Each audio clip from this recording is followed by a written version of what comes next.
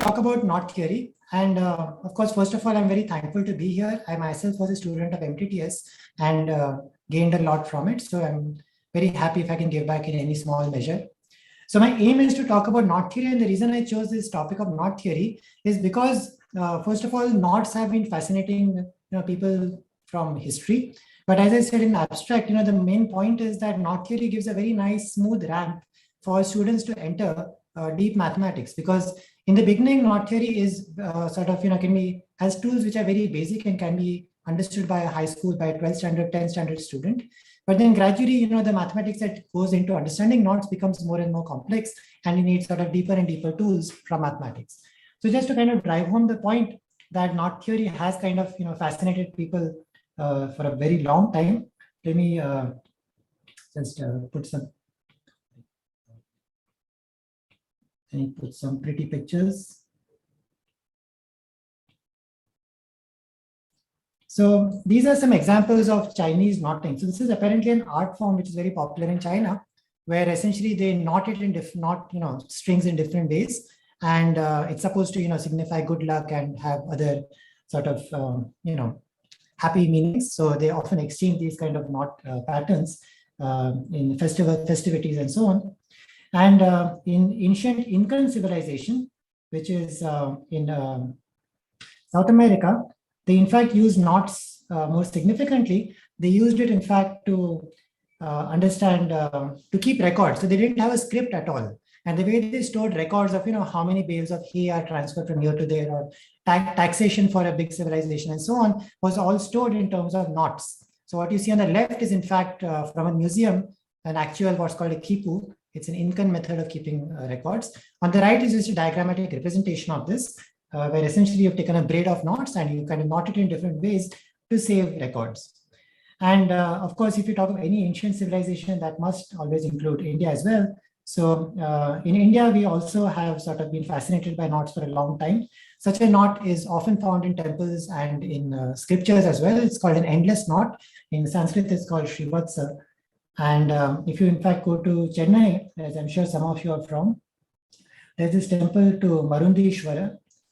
And this Marundishwara temple has a certain pattern on one of its pillars. And this is in fact what's called a Borromean triangle. And in fact, just a few kilometers from there is the Institute of Mathematical Sciences, IMSC. And their symbol also is essentially this Borromean rings. So they are essentially 3 interlocked rings, and these rings are fairly fascinating. So you see, these rings are interlocked with each other sort of in a very tight way. But let's take, I remove the green ring, okay? So if I delete the green ring, then you see the red ring is really just below the blue ring, so I can just separate them out, right? If I remove the red ring, I can separate the green and blue out. If I remove the blue ring, I can separate the red and green out. But when I put all of them together, I cannot separate any of them out, okay? So such rings, or in fact what I call links, are called Broomian links. And this is just kind of, to give an example that people have been fascinated with knots for a fairly long time. And as far as modern mathematics and modern mathematicians go, people really got interested in this because of kind of a false reasoning. So there was this mathematician, actually a physicist called Lord Kelvin, and his, at that point of time, sort of the real sort of theory going around for understanding matter and atoms was that you have sort of this, this background, sort of this, it's kind of like a fabric, like you have a fabric of space-time, but this was like an actual physical fabric called ether, and atoms were nothing but certain knots in ether.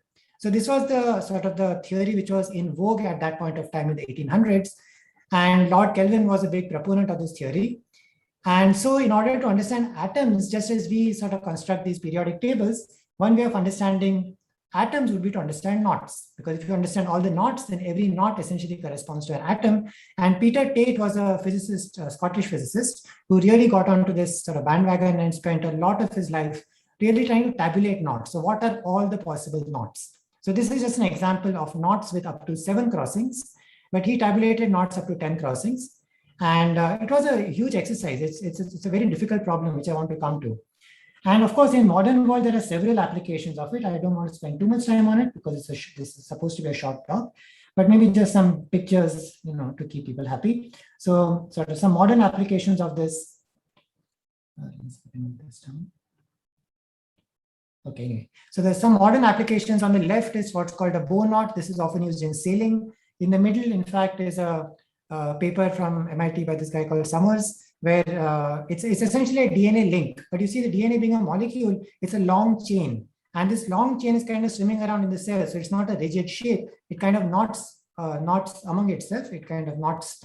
It forms a knot. And this, in fact, is an example of a right trefoil knot, which a DNA has formed. This is taken by electron microscope. And what I'm over here, really, these are just models. So on the bottom right is just models, but these are actually models of something called stereoisomerase. So in chemistry, one of the fields that is sort of fairly hot right now is you want to understand molecules, but up to now we were only understanding molecules in terms of their chemical formulae. But there are molecules which have the same chemical formulae, but the way they kind of knot together as a hydrocarbon chain is different. So the next step is, can you construct, if I give you a certain knot, can you construct a molecule which takes on that particular shape? So this sort of figure on the bottom right is taken from paper in Nature, where they say that these are all the possible knot shapes for which they've actually constructed, physical molecules which take on these shapes. So this is a fairly active area of research in chemistry. So this is just to give you an example that historically as well, people have been interested in knots. There is certainly a lot of applications in knots. And it's just a beautiful area of mathematics in its own right. So I personally don't work on knots. I work on something called low-dimensional topology. But low-dimensional topology has sort of grave intersection with knot theory. And so knots kind of show up all over in mathematics, in particular in topology. And as I said, for students, it's a great area to be in because you can start out with some very, very simple tools and then, as a quickly get onto tools which are extremely complex. So that's really what I want to get to in this talk. Start with simple tools to understand knots, and then see how step by step these tools become more and more involved. Okay, so with all this as kind of a background, let's first of all now understand what a knot is. Okay, so mathematically speaking, we of course understand a knot in terms of the physical world, but let's understand what a knot is in terms of as a mathematical definition. So a knot is the image of a smooth function from S1 to R3. Right? So all these are knots. If you see all these examples over here, all of these are knots. And really the thickness of a knot plays no role at all in the knotting itself. Right? So let's ignore the thickness. All that really matters is essentially how this path has kind of knotted sort of into itself. And so our definition for a knot is that it is the image of a smooth function from a circle to R3. Of course, such that, sorry, I should add this over here, such that F is 1 to 1. Okay, so it's an embedding. You should not have sort of self-intersections. And the speed at which I draw the knot does not really play any role at all, right? Because all that I care about is the image of this function.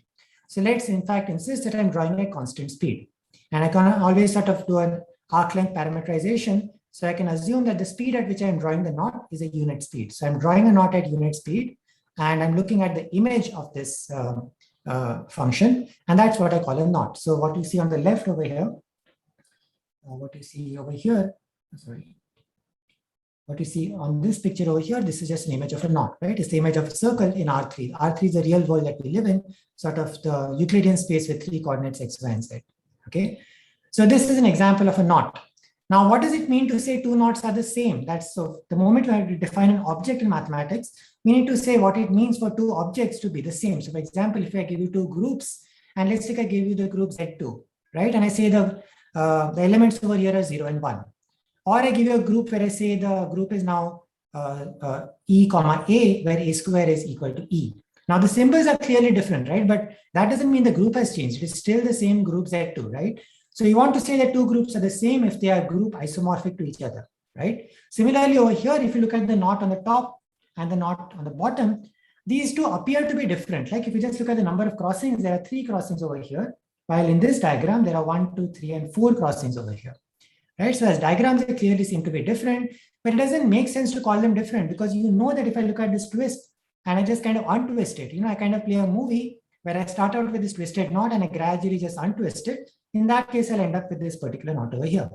So these two knots, although they kind of have different diagrams, are in fact representing the same knot, right? In other words, there's a movie which I can play, which starts out at one knot and gradually ends up with the other knot, right? So this, let's make this precise in a definition. So I'll say two knots, K0 and K1 are equivalent or the same if there exists a smooth map from S1 cross I to R3. Okay, so this I over here plays the role of time in my movie. This is a smooth function such that initially when the movie starts, it is K0, and when the movie ends, it's K1, and all throughout it should remain a naught. So that means the derivative over here should have a constant speed, and of course it should be injective. So I should add that over here. And if you look at h of S1 comma t is not equal to h of S2 comma t. Okay, for all S1, S2 on the circle, and for all t in time. Okay, so it should be injective at each stage, right? So this is also what's called an isotopy. Okay, so there should be an isotopy from one knot to the other. So this is what it means to say two knots are the same. Okay, so the next question is, let's try to figure this out. Let's work with two knots. Instead of looking at just a simple twist, let me make this a little more complicated. So this is an exercise for you, and I really want some interaction. So let's say I look at this knot, and I'm going to pause so that you have some time to think about this. So let's say I have this knot over here, and I have the knot that I just talked about, the trefoil knot below it.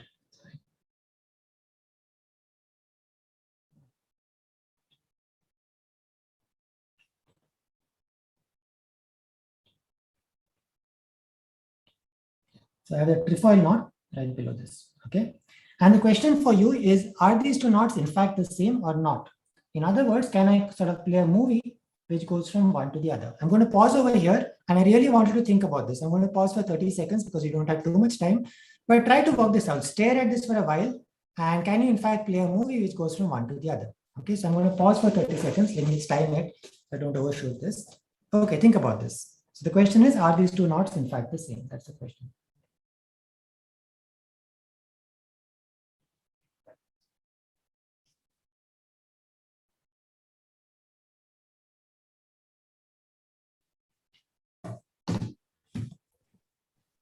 Okay, so what do you think? Does anyone think these two are the same? Just say yes, because I can't see if you write something in the chat window.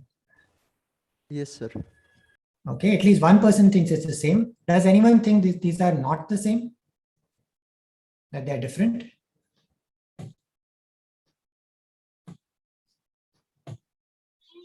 Yes, sir. Okay, good. So we have some people who think that these two are in fact the same knot. There are some people who think these two are in fact different knots, right? Does anyone think this is the same only on Thursdays? Okay, I guess not. Okay, so let's so this is at least a controversial question. Let's try and understand, are these two knots the same or not? Now, in this case, these two knots in fact happen to be the same, but it's not obvious. So let me give you sort of how the movie plays. So let's see.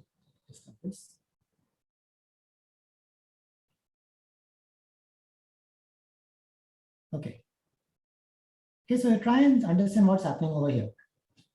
So I start out with this thing on the left, and then what I'm doing is I'm going to, let me use some coloring. So what I'm doing now is look at this region over here. Okay, I'm going to just push it across over here, just push it across there, and I end up with this region on the right. Then let's look at this triangular region over here. I'm now going to push my knot across this triangle, and I end up with the picture, the third picture in this diagram. And then let's look at this region.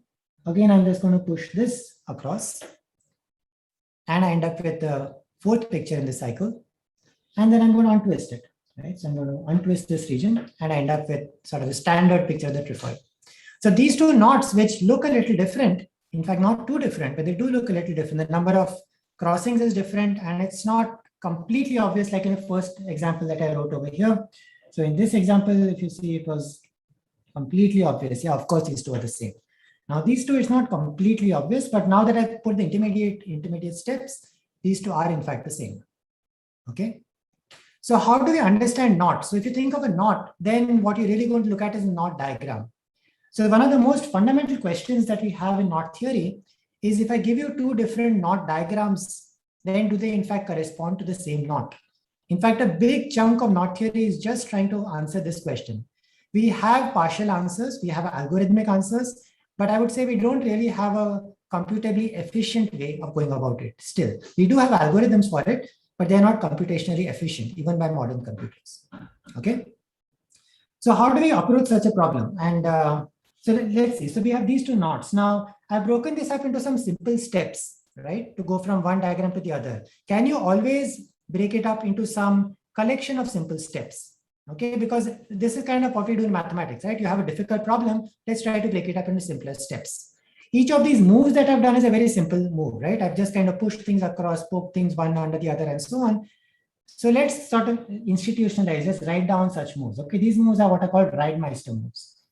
Okay, so again, I'm cutting and pasting. I actually prefer sort of a more, a blackboard kind of an approach, but 45 minutes is a short time. So I'm sort of just going to cut and paste to save time mostly.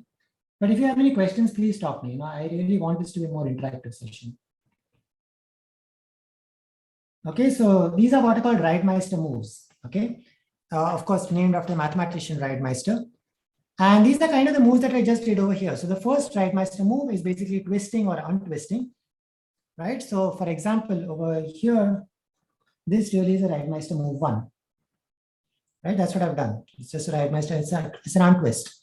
The Reidemeister 2 is what's called a poke, where I just kind of move one string under another string. And you can see this one is the Reidemeister move 2. And this one again, this one again is the Reidemeister move 2. Right? And the Reidemeister move 3 is where I have two strands and I just kind of slide one under the other. It's called a slide move. And this one is the Reidemeister move 3. Right? So clearly, if two knot diagrams K1 and K2 are related by Reidemeister moves, it is obvious that these two are in fact the same knot, right? As you're kind of prescribing sort of the frames of this movie in some sense, right? And of course, there's a bunch of continuity in between, but these are kind of the sort of the frames which determine the whole scene. So if two knot diagrams are related by such R moves, Reidemeister moves, then clearly the two knots are the same. But the reason we sort of remember Reidemeister is because he proved that this is an if and only if condition. So this is in fact a theorem of Reidemeister, which says that if two knots are the same, two knot diagrams represent the same knot, if and only if the two knot diagrams are related by Reidemeister moves. Okay, which means that given two diagrams, they represent the same knot if and only if I have this bunch of intermediate steps the way I did over here to go from one to the other. So I first do sort of one of the Reidemeister moves, then the other one, then the third one, or whatever, so on. And infinitely many steps I end up with the other one. Okay, so this has kind of broken up a bigger problem into apparently smaller problems. This is kind of the first step that you do in any area of mathematics, really. You have a difficult problem, let's break it up into simpler steps so that I can go from A to B along smaller steps instead of taking a gigantic leap. Now, if you look at this particular problem of the trefoil, it is sort of tempting to feel that, yeah, well, whatever you do, the idea is that you want to start out with a complicated knot and simplify it. At every step along this way, my aim is to do simplifications. Okay, what do I mean by simplifications? Perhaps, let's say I want to simplify the number of crossings. Okay, so over here, for example, I have 1, 2, 3, 4, 5, 6 crossings, while over here I have 1, 2, 3, 4, 5 crossings. So is it true that I can always start out with a complicated knot? Let's take out two knots. One of them is more complicated than other, which means it has more crossings than the other. Can I go from this more complicated knot to a simpler knot by a strictly decreasing sequence of sort of sequence of knots via these Reidemeister moves, where the crossing number always goes down? And this is something which people thought for a while that perhaps this is a true statement, but this is not true. So for example, if you look at this knot, and for this reason, this is in fact called the culprit knot. So if you look at this knot over here, this is again the same question, are these two knot diagrams the same? So look at the diagram on the left. Now you see this is a fairly complicated diagram. At first glance, you would feel that this is in fact a knot. It is not unknotted the way we have done on the right? It's not obvious at all. But this is a very interesting knot. It's called the culprit knot. And this Kaufman and Lambrou-Poulau, they showed that in fact this is the unknot. And more interestingly, you can, the only way to unknot this particular knot is by first making it more complicated and then simplifying it. So there is no way of going from the more complicated one to the simpler one simply by sort of reducing the number of crossings. Okay, so this is the sequence of moves, and you should sort of take it as an exercise to try and see what is the Reidemeister move at each stage. Okay, so try and work this out. What are the Reidemeister moves at each stage? So for example, over here, This one is a Reitmeister move 2. Right, so I basically, I just kind of move this up across this one. So that gives me Reitmeister move 2. Now, which also increases the number of crossings, by the way. Okay, and then I have 2 Reitmeister moves, move 3s. Anyway, so you can work this out. So, these two regions, these two triangles are kind of moving across to go over here. And these are 2 sets of Reitmeister move 3s and so on. So try to write down this at each stage, and you'll see this is in fact a sequence of Reitmeister moves. And the important thing to note is that you cannot unknot this particular knot only by reducing the number of crossings. You have to actually increase it. So the upshot of this is that it is a fairly hard problem. How do I determine when 2 knots are the same? Okay, I know that I can do step by step by Reitmeister moves, but what sequence is there? Like there is no sequence, there's no canonical sequence. There is no direction to go to. I can do all kinds of Reitmeister moves and never reach it. In which case, can I conclude these 2 knots are not the same? I can't, because I don't have infinite time. I can try it for 2 hours, 3 hours, and if it doesn't work out, I can't make any conclusion. So that's not how mathematics works. So let's understand how we show 2 knots are in fact not the same. So our aim now is to look at some very simple knots and try to understand just these simple knots. So the question is, are these knots the same or different? So I'm going to give you some 3 knots. Now these knots look very different, right? So it's very tempting to say, yes, of course, these 3 are different, but it's not obvious. As I said, you see in this example also, this knot, it felt pretty obvious that these 2 knots are different, right? But they are in fact the same. So these 2 knots are in fact the same, although they look so different in the knot diagram. So what about these 3 knots? So I have the unknot, which is not knotted at all, so it's called the unknot. I have the trefoil, and I have the figure 8 knot. It's called the figure 8 because this looks like a figure 8 simply. Now, are these knots secretly the same? Perhaps, I can't do it, but perhaps one of you is smarter enough, and you can go from the trefoil to the unknot by playing a move in a very, very smart way, kind of, untwist things, you move things around. Can you go from the trefoil to the unknot? Are they secretly the same knot or not? That is a question that we want to answer in the next 10 minutes at least. Okay. How do we approach such a problem? So I'm going to introduce a new topic called coloring. Okay, so let me define it. I'm going to color the knot. So instead of just drawing a diagram, I'm going to draw a colored diagram. And this is kind of the advantage of an online talk where I can actually sort of play with colors. So, which is one of the reasons why I wanted to talk about knots. So this is an important concept, coloring. So a knot diagram is colorable if each of the arcs can be colored using one of 3 colors, such that there are 2 properties it should satisfy. Firstly, it should not be an entire coloring just by 1 color. You should use at least 2 colors. And secondly, at any crossing, so these are all the crossings that I have, right? So this is a crossing, this is a crossing, this is a crossing. So at any crossing, I basically have sort of 1 over crossing and 2 under crossing. So I have three arcs over there. At any crossing, either all 3 colors are used or only 1 color is used. Okay, so you cannot just use 2 colors. Let's see this with an example to make things clearer. So let's say I have the trefoil. Okay, let's work with the trefoil. So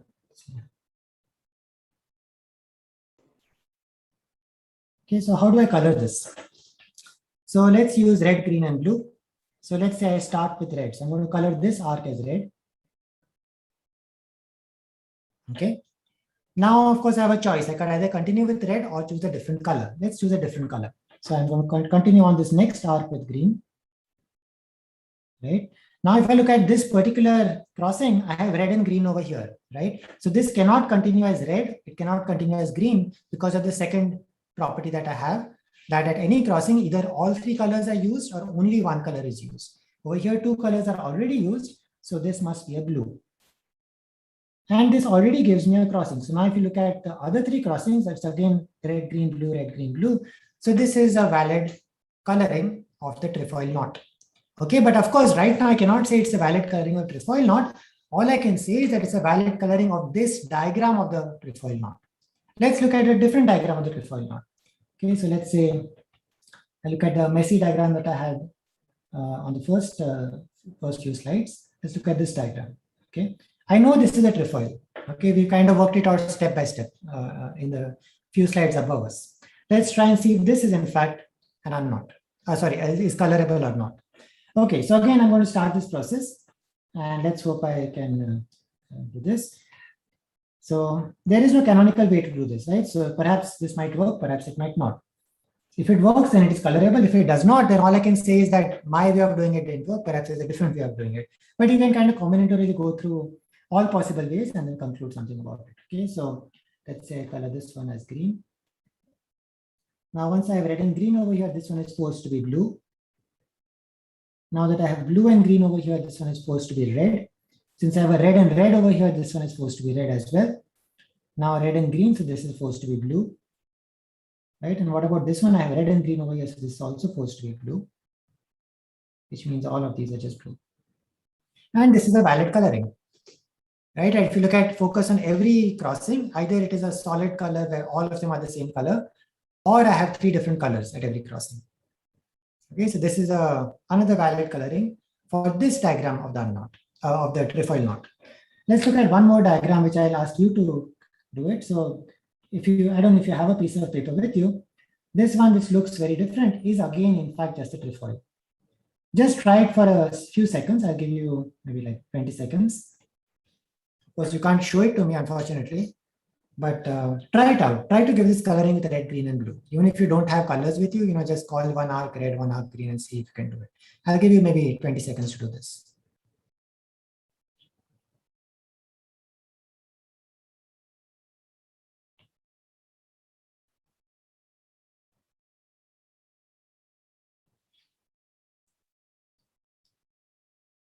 Okay, has anyone been able to color this? Remember, these are our rules over here.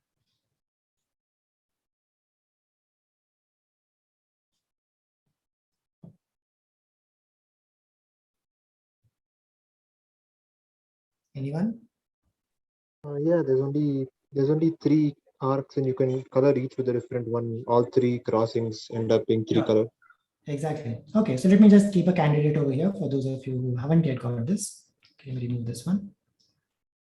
Okay, so which means all these different diagrams of the trefoil are in fact colorable. Okay, what is the conjecture I would like to make from here? Does anyone want to jump ahead and tell me what am I trying to get at?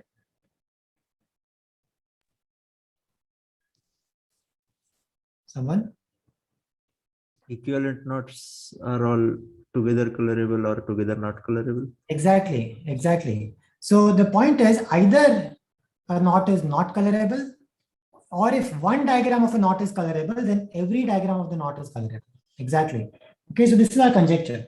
So our conjecture is that either it is not colorable, or if some diagram is colorable, then every diagram is colorable. Good. I'm glad people are listening and alert to this. So if some diagram of a knot K is colorable, then any diagram of the knot K is colorable. Right? How do I prove something like this? Any suggestions how I should prove something like this? The tools are already there with you. Remember, there are lots of possible diagrams of a knot, right? So there's no way to enumerate all of them. There's infinitely many of them. So what should I do? I mean, it's not an easy question, maybe difficult to answer in such a short time. Maybe you can see how the 3 Riedmeister moves change colorings. Yeah, exactly. Very good point. So what I want to do now is look at how these colorability behaves with respect to Riedmeister moves. If I can prove this claim that Riedmeister moves do not change colorability, then I'm done, right? Because if you give me any 2 knot diagram, let's take I'm starting with this picture over here, right? If this one is colorable, then I've just made a Riedmeister move, right? So therefore this one is also colorable. Therefore this one is colorable, this one, and therefore these 2 knots are colorable. So therefore, because any 2 diagrams are related by these finite set of moves, so I just need to worry about these smaller steps, right? So I don't worry about the big problem. I've broken it up into smaller steps. All I need to look at is whether Riedmeister moves preserve this property of being colorable, right? And this is easy to see. Again, I'm just going to cut paste things, unfortunately, because I don't have too much time. I'd like to sort of develop this in a more interactive fashion in a classroom setting, but that's okay. So this is essentially a proof by colors. Of course, you need to write things down. So what's happening over here? So you see, let's take, I started out with red. Okay, so there's an extension. This is part of a whole knot diagram over here, right? There's a lot of stuff in the knot over here, but this strand coming in is red over here, right? So it goes around, and this one also is red, which means what is the color over here? If this were green, then it does not satisfy the second condition of colorability, right? Because if it has two colors, it should have three. Cannot be blue, therefore this has to be red, which means if it enters this twist red, it has to leave red. And so when I make this twist, I can still color this red and I don't have a problem. If this had become green over here, then I don't know how to continue this once I do this Reidemeister move. Similarly, over here, I have this knot which comes over here as a red arc, goes on as a red arc, blue arc continues as a blue arc. After I make this twist, I've created a new arc, right? But I can just paint this green, right? And I still satisfy the properties of colorability. Similarly, this is just one example. There are other cases you need to work through, but let's take this one as red, this is blue, and let's say continue on as green. This is green, this is supposed to be green, this is supposed to be blue. When I make this slide over here, I now need to say, well, what should I color this one over here? So this one is green, this one is blue, so this one must be a blue. Okay. This also is a blue. And therefore, this is preserving colorability. So I'd like you to go through this and check out the different steps. I've not gone through the steps, but the idea is that Reidemeister moves do not change colorability, which means what can I say about the three candidate knots that we want to study? So first of all, the trefoil we have just shown is colorable, right? The trefoil is colorable. That's the first observation here. What about the unknot? Can you tell me if the unknot is colorable or not? Unknot is just the simplest knot, right? The one with no knotting. Is it colorable? What do you think? Let me just draw what the unknot is. This is the unknot. Is this colorable? I guess not, since you have only one. Yeah, exactly. The first property is violated. It should not be a coloring by a single color, but here there is only one strand, right? So if you paint it red, the entire thing is red, right? So this is not allowed. So the unknot is not colorable. And what about the figure 8 knot? So let me draw this over here, and I'd like you to try this out. So let's say, so I have the figure 8 knot.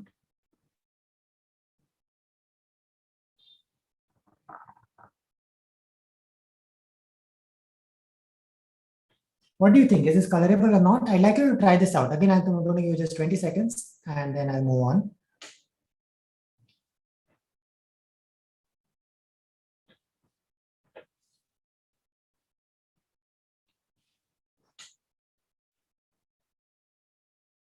I'd like one person to stick his neck out and say yes or no. Is it colorable?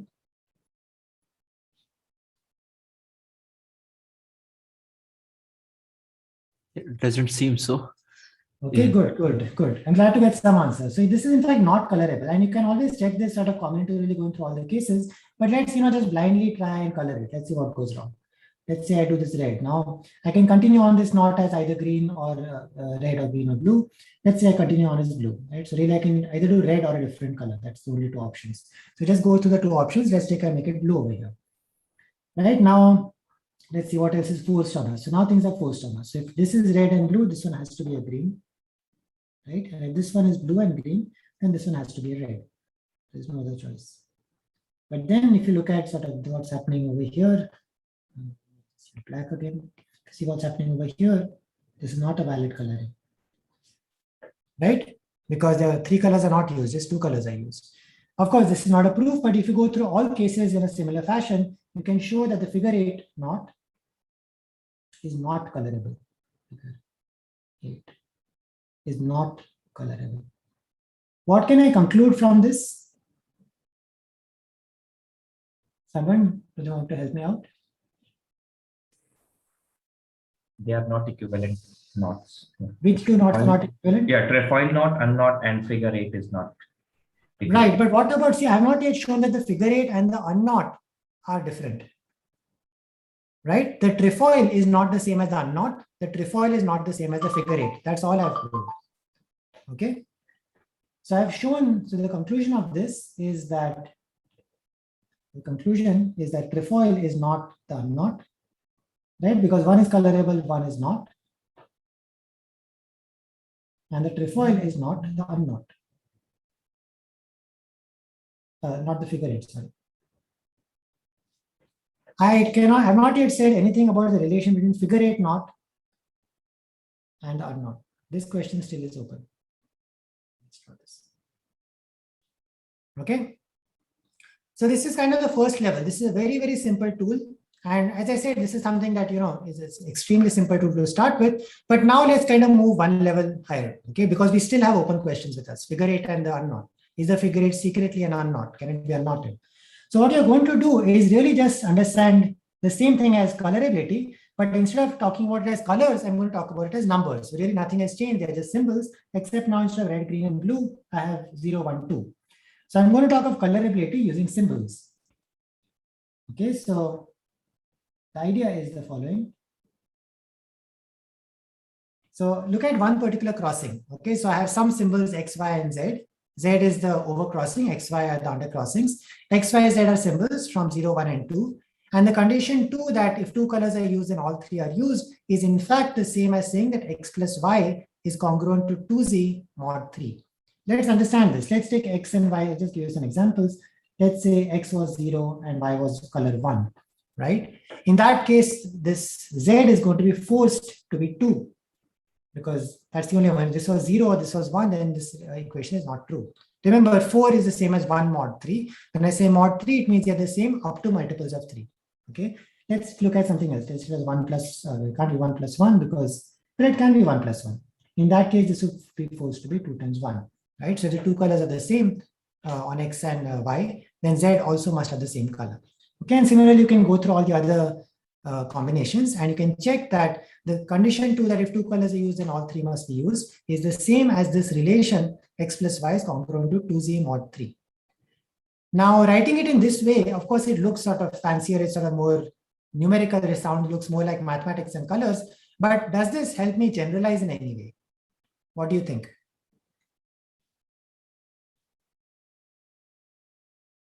Is there something new that I gain by writing it in this way? Any suggestions?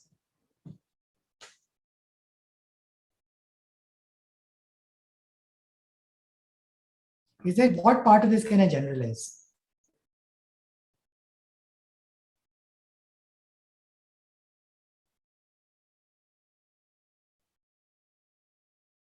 So the part that I can generalize is why use 3 colors? I can use any number of colors. Why, right? Why mod 3? Like that was, why decide, why stop at 3? You can do any n number of colors, and that gives us this notion of n colorability, right? So we say a knot is n colorable. So till now, whatever we've been calling colorable should now be called tricolorable or 3 colorable. We say a knot is n colorable if there exists a coloring of the arcs such that it is not a constant coloring and at each crossing X plus Y is congruent to 2Z mod n, right? Now, of course, coloring over here just means that at every arc, I'm choosing one symbol from 0 to n minus 1, okay? That's the meaning of coloring. Just as X, Y, Z is in 0, 1 to n. So we say knot is colorable, exists coloring. So basically, no, let me not write this down. So anyways, you understand, every arc, I'm just choosing a number from 0 to n minus 1. That plays the role of a color.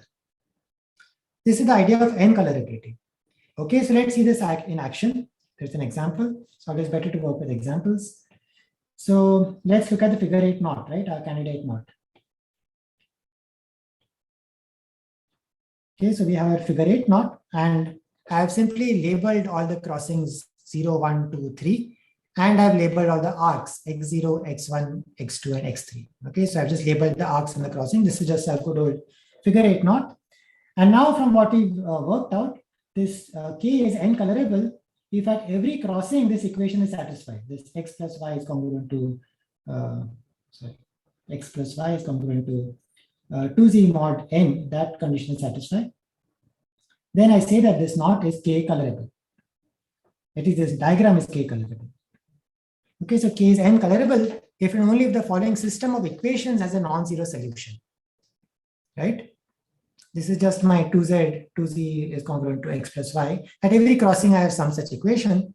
Now, if you have such a system of linear homogeneous equations, what it's begging to be, what it's really begging you to do is write it down in terms of a linear form, linear matrix form, right? So write it down as a matrix equation. So let's write this down as a matrix equation. So this system of equations has a solution if and only if this system of linear equations has a non-zero solution, right? It's the same thing. Of course, this should be congruent to 0. Congruent to 0, everything's happening mod n, right? So this is all mod n. This is also mod n, right? So this is an equation mod n. So as long as this one has a non-zero solution, K has an n coloring. Now in this particular thing, it does in fact have a non-zero solution. And I would have liked to work this out, but let me just write on the solution straight away. This is a possible solution for the system of equations, which means I can color my figure 8 knot. I could not color it with 3 colors, remember, but I can color it with 5 colors. So this is with mod 5. So this is a solution mod 5. So when n equals 5.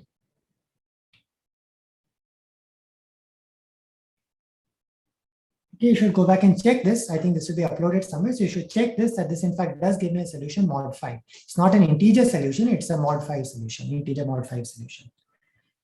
Okay, great. So what do I conclude from here? So what is the conclusion after this thing? Like, why did I do this at all? Does someone want to help me out? Why I care about this? So colorability was nice, 3 colorability and so on. Of course, when we did 3 colorability, the next step was to show that it is in fact a property of the knot, not a property of the diagram, right? This is true in general for n colorability as well, and the proof is very similar. So I'm just going to cut paste the theorem. So this n colorability is in fact a property of the knot and not just a property of the diagram. So I need the diagram in order to define it. But at the end of the day, it ends up being invariant under Reidemeister moves. And therefore, it is in fact an invariant of the knot itself. Again, the third Reidemeister move, I'm going to leave it for you as a homework. Okay, there should be always something for you to work out. So you should check that. So what have I done over here? So let's look at Reidemeister move 1. So A is some symbol, B is some symbol. And then at this particular crossing, you see you have 2A coming from the overcrossing. You have an A coming from the undercrossing and a B over here, right? So the equation I get is 2A is congruent to A plus B, which means A is in fact congruent to B. So if there is an A symbol over here, then the symbol which comes out should in fact be the same, should be the same color. The same kind of an argument as we had, in this situation, right? Except now it's working with symbols. And therefore I can, after doing this move, I still have symbols and arcs.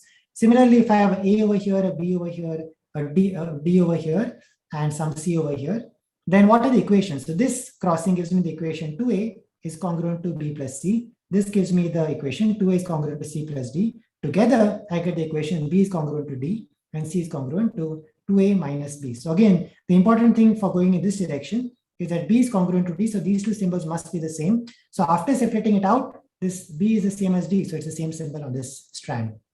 And in the reverse direction, given A and B, I have a unique way of getting C. Okay. So this shows that the Reidemeister moves, if it is initially n-colorable, at the end of the day, also it is n-colorable. Now the point is, so we understand n-colorability is also a property of the link, not of the diagram. Why did I do all this at all? What is the conclusion I want to get? Does someone want to help me out? Why did we do this?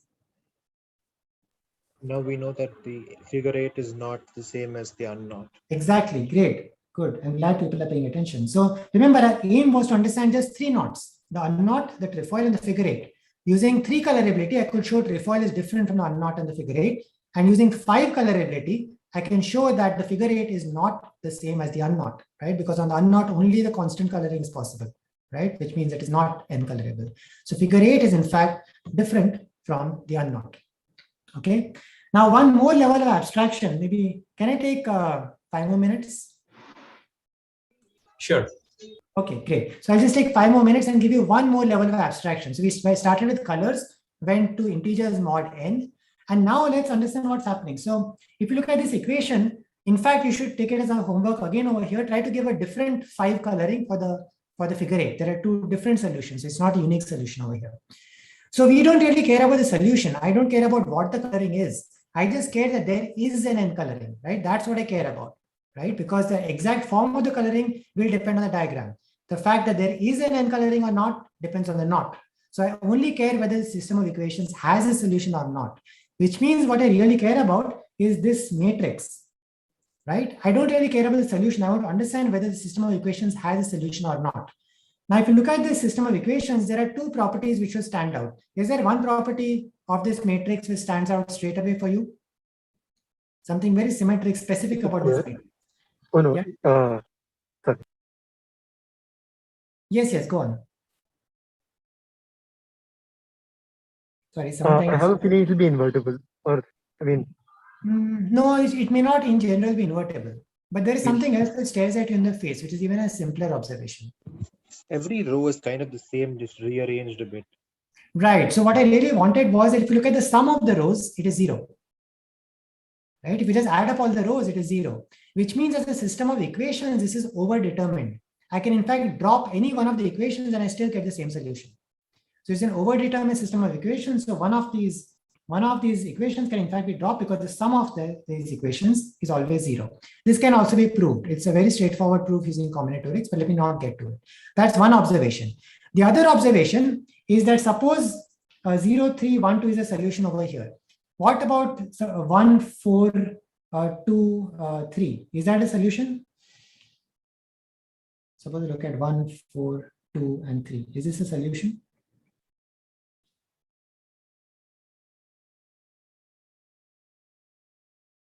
Look Yes, at D. please. Okay, why is it a solution? Because each thing is one more than the previous thing. Yeah, I yes, mean, of it's course. the previous vector plus a vector of 1.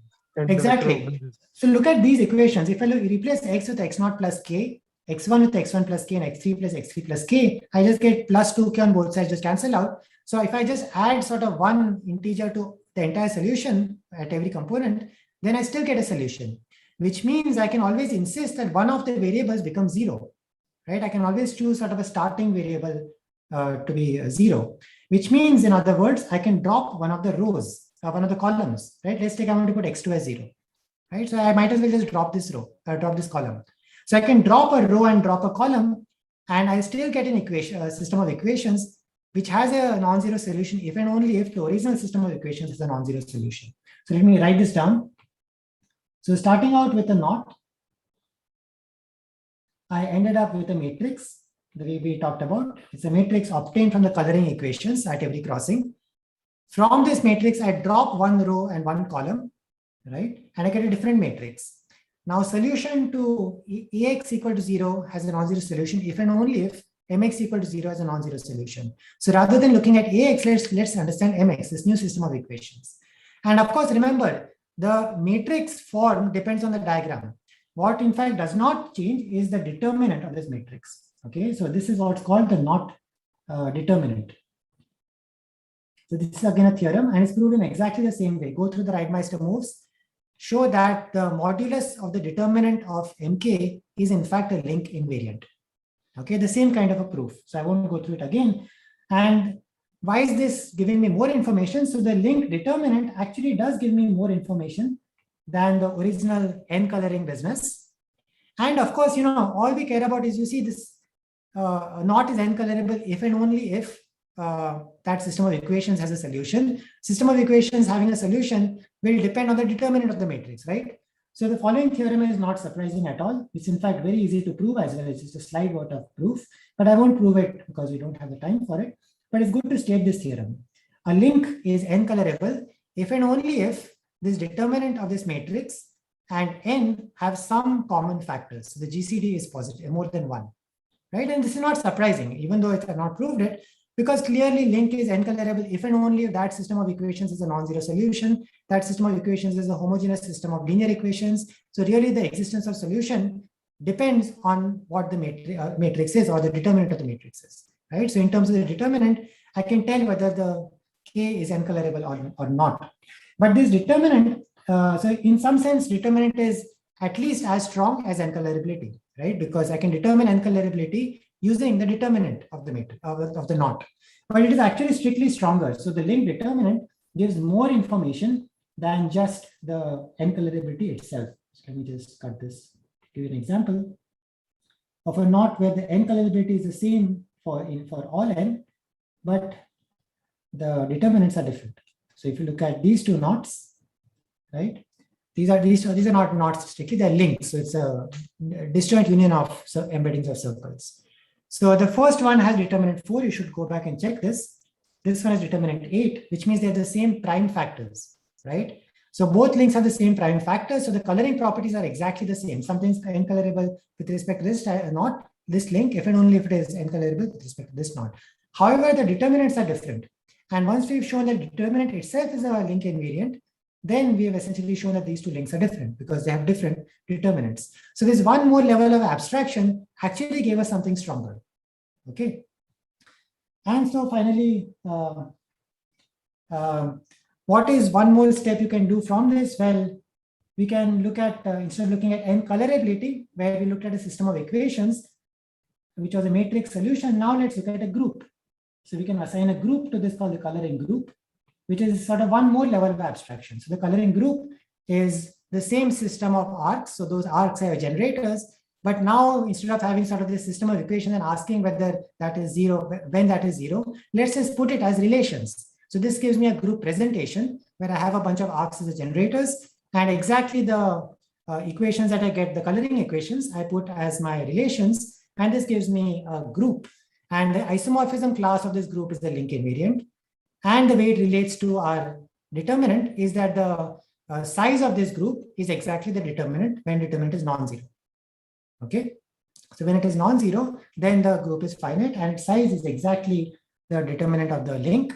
And then of course the question is, the whole motivation for this was with tricolorability. But the important aspects in all this proof was that the symbols should remain unchanged under Reidemeister moves. So is there a different way of getting symbols rather than just 2, 1, 1? Can we get a different collection of symbols? So over here, you see, we have this x, y, z, we satisfied this equation, right? Your 2z is, this is the equation we were looking at. 2z is congruent to x plus y. This was motivated by a 3 colorability. But is there some different sort of set of equations which also satisfy the Reidemeister moves? And taking this approach, we have sort of, instead of just giving numbers, we now have symbols, and this is the Alexander polynomial. So at every crossing now, this is now working with oriented links. So now it's not just a knot diagram. I'm giving a certain direction to the knot. So I've oriented this knot, and the oriented link diagram with these polynomial coloring equations now. So wherever I have a, the coefficient now is not 2, the coefficient is 1 minus t. Okay, and then when you go sort of in the right-hand fashion, clockwise fashion, you come to the next arc over here, that's b. That should have a -1 sign. And then when I come to C, the other one, I should have a T opposite to it. There is some reasoning why we have these kind of symbols, but let's not get into it. But the coloring equations, which are originally just 2a is congruent to x plus y, 2a is congruent to b plus c, now take on this form. So instead of 2, I have 1 minus t, and over here I have t and minus 1. And then I do the same thing. I form a matrix where my rows are given by the crossings, my columns are given by the arcs, and I form this matrix, I delete a row and column, and then I take its determinant, and that gives me the Alexander polynomial. This is again a very powerful invariant. A lot of things that cannot be determined by the determinant, cannot be separated by the determinant, can in fact be separated by the Alexander polynomial. Again, the Alexander polynomial also is not sufficient. So there are knots where the Alexander polynomials are the same, but the knots are actually different, which means you need a stronger tool. So the sort of the model that I want to get to is you start with very simple ideas like tricolorability, just color knots, right? Then you see, well, can we do something more? So instead of 3 colors, it's working 5 colors, right? Then you see what we really care about is not the coloring, but the fact that the coloring exists, which means I want to understand what the matrix looks like, the determinant of the matrix. Then we can associate, instead of a matrix, let's associate a group to it, right? And then let's understand the motivation itself. Instead of looking at these coloring equations, let's change the basic coloring equations itself with variables, and you end up with a similar process with a polynomial. So now you have a polynomial associated to a knot, and this polynomial is invariant of the knot up to powers of t. And this gives a very powerful invariant called the Alexander polynomial. Okay, so I think I'll stop over here and I'll take any questions that you may have. Thank you. Sorry for going over time. Could you please tell us about some introductory books on this subject? Like, Yeah. So there are books by Colin Adams called the Knot Book. So the Knot Book by Colin Adams. This I think is a good introduction to knot theory. I'm just look at this thing. Sorry, I just Google this and it's easier that way. Yeah. This is a. So there are several books. There's one book by Lickorish, Liqorish. This is one of the standard books in knot theory, W.B. Lickorish, Introduction to Knot Theory. And then there is a book by this R.H. Crowell, which is called Knot Theory, and Colin Adams. Colin Adams has a lot of survey articles as well. So if you want a very quick introduction to knot theory, Colin Adams really is, of course, a very serious knot theorist, a serious mathematician, but he writes really excellent survey articles as well. So his books are good to look at. If you already have a reasonable grounding in topology, like three-manifold topology, then a very good book is by this Rolfsen, Rolfsen. I think it's called Introduction to Knots and Surfaces or something of that kind. So maybe to start with, look up Colin. So as I said, knot theory actually can be approached in many, many different ways. I could actually do a knot theory course even for, maybe BSc first year students. It is possible to do it. Well, not BSc first year, that is a little too ambitious. So the thing is, you will need simple things like linear algebra and topology, of course, a point set topology. This is like the absolute basic that you will need. But the question is, the more stuff that you know about it, the stronger tools you can create. So as I said, coloring is something a high school student can understand, right? A 12th standard student can understand. But you get to coloring groups, this requires some group theory, right? I'm talking about group presentations and so on. Then you get to the Alexander polynomial, and corresponding to the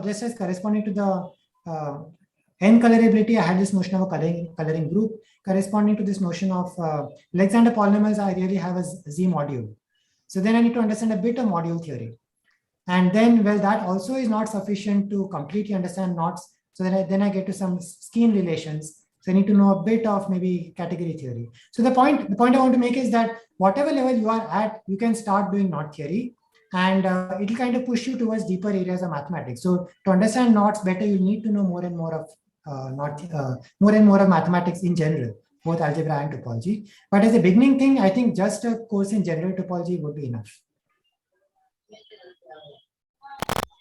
The knot theory, as I said, is used in different areas. So in string theory also, they might be looking at it. In biology, there are papers on protein structures and knots.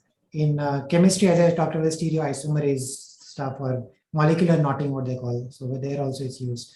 In physics also, apparently it's used in one of the statistical physics models that they have, one of the, what they call the Ising models. Over there also, apparently knot theory is used, but I have no idea how it's used. I really don't know. Since they're in loops, we talk about the functions from S1 to the topological spaces. So that's why I think, because here we also take functions from S1 to R3. Right. Yeah, but I don't know. So by looping theory, you mean like the we don't need the smoothness of function. I think that's that's one. Okay. So actually, if you look up any knot book, the definition of knot is not really in terms of a smooth map. All that you need really is that it's what's called a polygonal knot. Okay, so you need basically you can break it up into sticks. That's really what you need. That's all you need. And the reason you need this is because this is what's called a tame knot. So a wild knot is, so for example, imagine you have like a, okay, wait, let me just share the screen. I mean, I guess those who want to leave can leave, but I'll just share this. I'll just show you something about what a wild knot is and why we care about the knot being smooth.